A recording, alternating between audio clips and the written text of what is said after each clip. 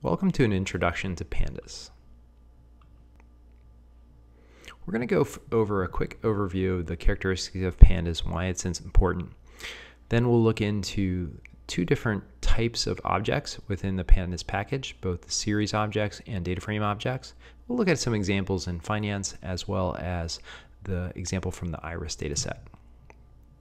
Now, Pandas is one of the most powerful package that we have as data scientists to work with data that is of a variety of different types and be able to do calculations on that data.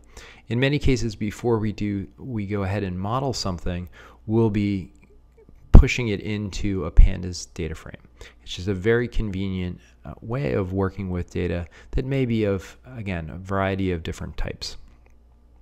The two different types of classes within the package that we'll be looking at are data frames that we'll get into, and series, which are a little bit simpler version of data frames used to work with a single column. The conventions used in Pandas are similar to those of Java, where the name of the classes is uppercase, but specific instances of the classes are lowercase. And when we use Pandas, it's very common to import Pandas as PD, the PD alias. A Python series is a one-dimensional array, and you can use it in many cases where you would want to parse out a data frame, just look at one variable and do some operations on that variable. Here in this case, there's two types of series that we're creating. The first type functions similar to an array, where there is an index that's generated automatically from 0 to whatever the last value of the array is. So here there's five values in the array, so the last number is 4. In addition, we can create a dictionary-like structure where we specify the array explicitly. Here we're specifying A, B, C, D, E as the array. We can also plot series. Here, this is one of the first times we're seeing what's called an IPython or Jupyter magic command of calling Matplotlib so that we have access to Matplotlib inline to be able to work with these images within the Jupyter notebook. And so once we've created the series, we can just, for simple series, we can just specify plot, and it'll plot the index on the x-axis and the values on the y-axis. We can create a series from a variety of different data structures, including dictionaries. And so if we have a dictionary, you can just pass that to the pd.series method, and it will create a series with the appropriate indexing. One important thing we've got to know how to do is slice arrays, and slicing arrays with the Pandas series is relatively simple. We can just specify the specific value that we're interested in. In addition, we can use dot notation, or we can specify an embedded list, pass a list of the different variables that we're interested in as part of the series. We can do also a variety of different functions on series. So here we've got a series A that we're creating from a dictionary, and we can multiply each value within that series by 10 using either just multiplication with 10 times the series, or by specifying a.multiply, which is a specific method of the series object that where you pass it a value of what you want it to multiply it by. Similarly, when adding a value, so we can add two series together, we've got or do that here, or we're using the embedded add method that is part of the series object. Finally, we're printing out the results of all of these differences here, and you can see really pretty straightforward to do any type of math operations on series objects.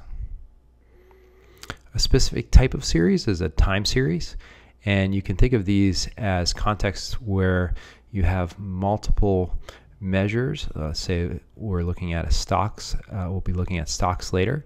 So you have multiple values of a stock or multiple prices of a stock over time, and those are each linked to the same underlying organization or ticker symbol. And so time series are a very common data structure that we'll work with, and it's often very useful to be able to pull out and specify a time series. We can also plot a time series relatively easily with this type of data structure, where we just use the series command and then .plot. So that's it for series. So again, we mentioned earlier that series and data frames are the two objects within the Pandas package that are really useful, data frames being the most unique and powerful. Data frames are similar to what you would think of as a table in a relational database, an Excel spreadsheet, or a data frame in R if you're familiar with R. One of the key properties of a data frame that is extremely powerful is that each of the different columns can have a different type value. In addition, like a series, data frame has an index that can provide a label for each row, or you can also have a data frame index that's manually or automatically generated. We can also interact with a variety of outside data sources using the Pandas package to automatically create data frames from database queries, CSV files, JSON files, etc. So not only does it provide a easy to use data structure once you get the data in, it also makes it very easy to pull data in from a variety of different sources. Now, in many cases, if you're working with really large data sets and you pull that into a data frame, you can have problems with your computer crashing, and in big data context, you might go through and subset the data before pulling it into a data frame.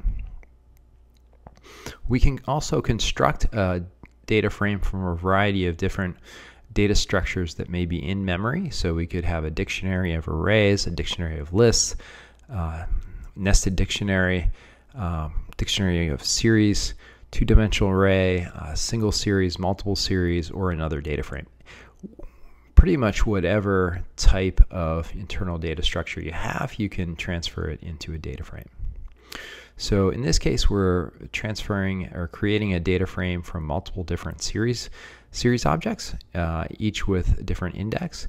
And one of the things you can see here is that with the index, we do have some missing value. So for column X, we have a missing value index position D. For column Y, we have a missing value at index position B. And column Z, we have a missing value at index position A. And you'll see that we don't have the none specifier for these missing values. Panda actually has a specific and unique missing value that is the NaN. And so you should expect this as a missing value indicator within Pandas series and data frames. We can plot data frames very easily as we could with series. Here you can see the missing values show the discontinuity across the index, but we've got the index on the x-axis and the values on the y-axis. We also can very easily print out a data frame using by just listing the data frame, and it gives us a nice printed output of the data frame. Another important function that you need to be able to do with data frames is slicing them to the rows and columns that you're interested in. In this example, we're looking at different ways of slicing the rows from the data frame, either through the integer index in these first examples. So similar to NumPy and series, we can indicate all of the rows of the data frame by using a colon and leaving the from and to blank, or specifying the specific index areas that we're interested in pulling. We can do that either, again, through these index integers or through the specific assigned index names or labels of the data frame, as you can see in these examples. And as we look at this, we're going to actually show you a couple different ways of slicing the rows and the columns of a data frame. In this example, we're pulling the specific columns, and you can see that this is a very similar syntax. In this case, we're passing the column that we're interested in, and with this, we're providing the X, and it's giving us just the X column. If we provide a list of X and Y, it will give us both, and we can also use dot notation to indicate that we want the Z column that's printed third. If we are interested in slicing both the columns and the rows to get very specific values within the data frame, we specify the columns first and then the rows that we're interested in. And so here we're specifying the column X, rows index position 0 to index position 2. We can similarly use the labels of the rows as specifiers, as we did when we were calling the columns, as well as passing a list of the different columns, as we did when specifying the columns, and giving a range of the different index values that we're interested in.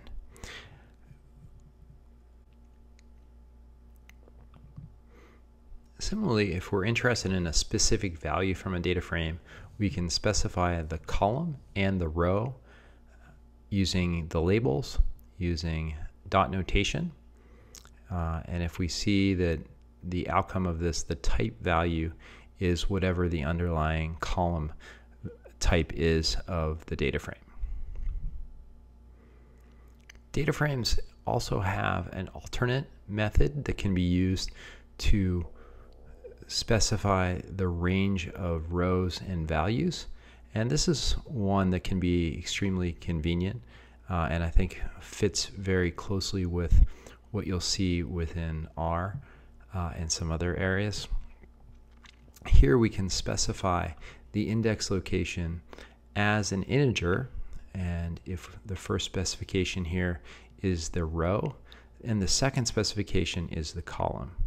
So here this is indicating that we want column just index position 0 to 1, so the first row, and then the columns index position 0 to index position 2, so the first two columns. Similarly here we've got the first three rows as well as the second column through the third, so Y and Z. And this is a really easy to use logical way that allows you to treat rows and columns in a very similar way and index them very conveniently. Alternately, the loc method allows you to slice a column using the column labels, and so the difference between iloc and loc is iloc is using the integer index, loc is using the labels, and so here you can specify a range of labels and use a similar colon-based notation where you're showing the start and the stop of where you're interested.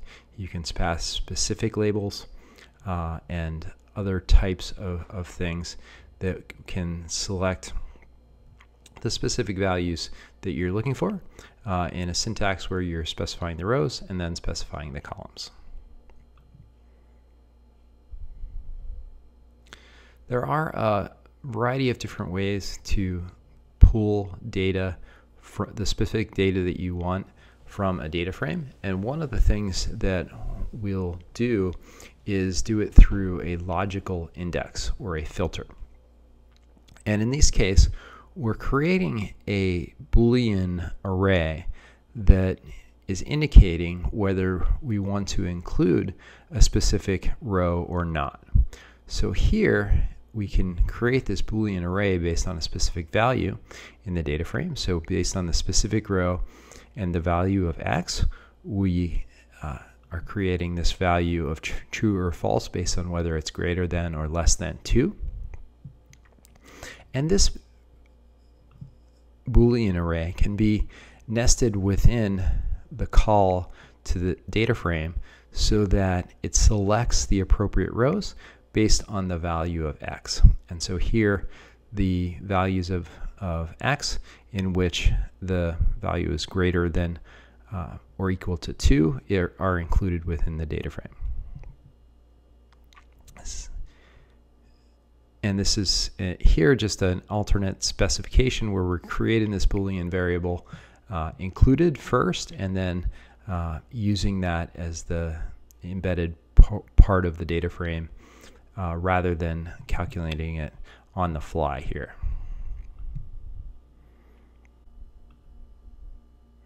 We can also do functions on data frames similar to other types of arrays and lists and variables. Whenever we want to make a copy of an array, we should use copy or alternately pass the square brackets with a colon. Each of those will create a copy of the array. We can also do functions, do mathematical functions on the data frame, and that will do the calculation on each column and row or each position within the data frame. We can also, as in this example, take a specific column, add it to another column, and then print the result. When you end up with one column as a result of a specification or a calculation, that is a Pandas series rather than a data frame. If it's multiple columns, then it'll result in a Pandas data frame. We can also get a lot of summary statistics similar to the describe function in R. We can run dataframe.describe and get the count of the total number of variables associated. Here we did get a warning because of some of the missing values, but we can also get the mean, standard deviation, minimum, and maximum.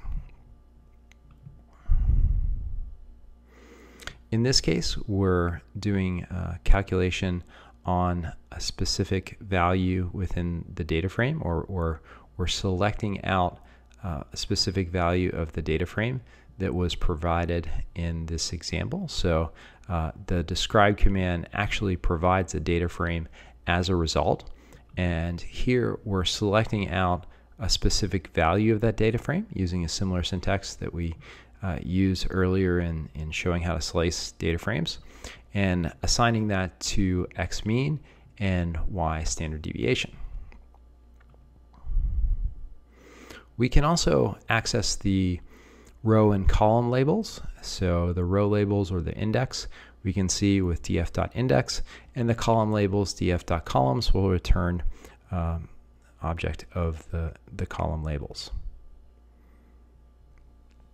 Pandas was originally developed for financial data, and so there are a lot of built-in functions for pulling in data from the financial markets, and both QuantEcon and QuantEcon.org sites are great resources for modeling of financial data and economic data. In order to, while it used to be included directly within the Pandas function, it's now in a separate package called Pandas Data Reader. So you first have to install the Pandas Data Reader by running that once. And then we'll be importing the data module of Pandas Data Reader as PDR. And this allows you to specify a start time and end time, and the method call here to the data reader method passes a stock ticker symbol. We're specifying that we want to pull the data from Yahoo. You can pull the data from Yahoo or Google, and then when we're indicating the start and stop time. This returns a large data frame, and so in working with data frames, it's often useful just to show the first few rows or the last few rows, and that's where the head and the tail commands or methods become quite useful. So we have a data frame GSK that consists of stock data, and by calling head, we're able to pull in the stock data the first couple rows of the stock data. And by using the tail command, we can pull in the last few rows. We can also plot this data by selecting out a specific column and doing plot, and that will use the time series index for the x-axis, and we're using the values for the volume here, and so we're able to very easily pull out and plot the specific column within the data frame. We can do the same thing with the adjusted close, so taking the main data frame, calling out a specific column of interest, and then calling plot. We'll use the embedded index of the time series data and show the values and how they vary over time. Here, if we select the data, so we can select out a specific range of data by specifying the column of interest and the row indexes of the time series data to select a specific range of data sets. So that was just a quick sampling of pulling financial data directly into Pandas. It's a very powerful function, and you'll find that pulling data from a variety of sources with Pandas is quite easy. Here we're going to be looking at loading files, and loading files is actually very easy either from a URL, local file, or working with Microsoft Azure. If you're going to work with Azure on a Jupyter notebook that you're running on your local desktop, a lot of people, you don't know that you can do this, but you can install the Azure ML package and then use any data that you've pulled into workspaces on Azure, even from, say, a local Docker instance, or if you're running Anaconda locally. If you are running Azure or interacting with Azure from your local dataset, you can specify your Azure ID and Azure token, and this will authenticate with Microsoft, give you access to any data sets that you've stored on Azure. In this case, we'll access the dataset that we previously uploaded, the iris dataset, and you want to make sure that you uploaded this as iris.csv. If you uploaded this and give it a different name, it'll have a different name, and again, you'll have to specify your own Azure ID or token, or we can also pull it just from locally. And so here, this is specifying the file path for the iris.csv dataset from our local machine. ... is indicating to go up one directory. So from the current location of classes, class 2, we need to go up 2 directories and then back into the data set or data directory, and then to iris.csv. If we pull this and use the head command, we get a nice pretty printed version of the first few rows of our data frame. We can also use the Pandas method read CSV in order to read a CSV directly from a URL. Here we're reading it from the Analytics Dojo GitHub repository, and you'll notice that one aspect of this raw indicator is showing that this is the raw file. If you just link to the file as it is in the browser without selecting on the raw file, it'll get all the HTML that's presented when you're viewing that file using the GitHub interface. And so you just want to make sure that you pull from the raw file. And that's the initial overview of Pandas. Hopefully you saw some of the power of this package and the different types of things that you can do with it. For the different exercises, we're just asking you to pull a variety of different aspects of data frames, parse those data frames, and create, here in this case, a new series from that data frame. So good luck with the exercises, and we'll see you back next week.